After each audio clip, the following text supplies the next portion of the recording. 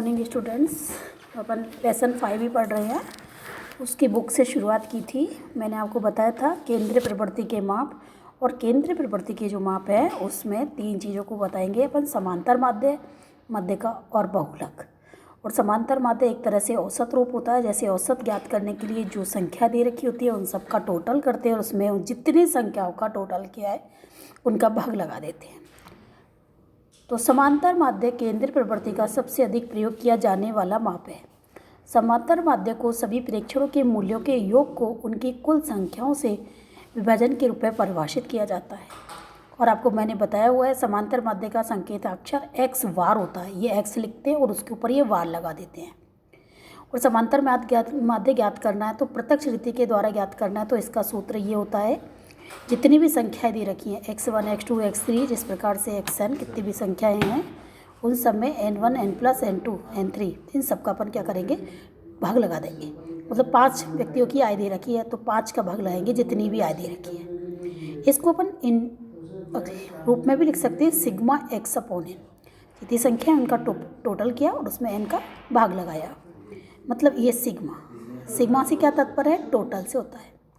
समांतर माध्य का परिकलन मुख्य रूप से 2 श्रेणियों के अंतर्गत किया जाता है: एस समूहित आंकड़ों का समांतर माध्य और समूहित आंकड़ों का समांतर माध्य। असमूहित जैसे कि कोई भी संख्या दे रखी है व्यक्तिगत रूप में, व्यक्तिगत श्रेणी के रूप में। व्यक्तिगत श्रेणी का मतलब है जिसमें एक ही चर होता है, जिसमें जैसे कैसे पता लगेगा कि एक चर है कि ऐसे संख्या या तो डायरेक्ट दे रखी होंगी या फिर व्यक्तियों के नाम दे रखे होंगे ABCD EFG जो भी है, या रोल नंबर दे रखे होंगे 101 102 103 इस तरह से, या कोई महीने का नंबर दे रखा है, या 1 2 3 4 करके क्रम संख्या लिख रखी है, या फिर क्या दिया हुआ है साप्ताहिक, सप्ताह के नाम सोमवार मंगलवार बुधवार बृहस्पतिवार, या फिर मंथली नेम जैसे जनवरी फरवरी मार्च अप्रैल मई जून, जिस तरह से ये दिया हुआ है।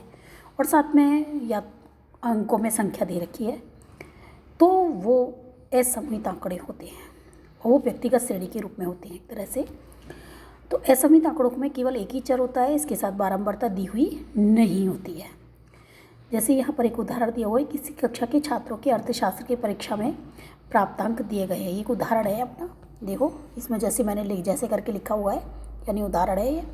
तो अपने को 40 50 55 ये सब संख्या दे रखी है, तो इसको अपन ऐसे करके भी लिख सकते हैं। इसका x1 x2 x3 जितनी भी संख्याएं 1 2 3 4 5 पाँचों संख्याओं का टोटल किया कि n1 n2 n3 n4 यानी कितने भी पद है इन सब का भाग लगा दिया तो अपना कितना आंसर आएगा 56.2, यानी 281 टोटल करने पर आएगा और 5 का भाग लगाएंगे तो 56.2 आएगा। ये व्यक्तिगत श्रेणी का आपका सवाल है जो मैंने किसके द्वारा किया है, प्रत्यक्ष रीति के द्वारा किया है।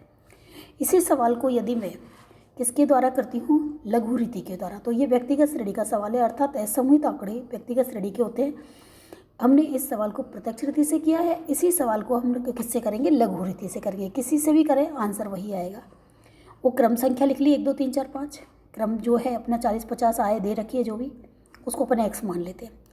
इसमें अपन को कोई भी एक संख्या को कल्पित माध्य मानना होगा, a, जिसको अपन क्या बोलते हैं, a।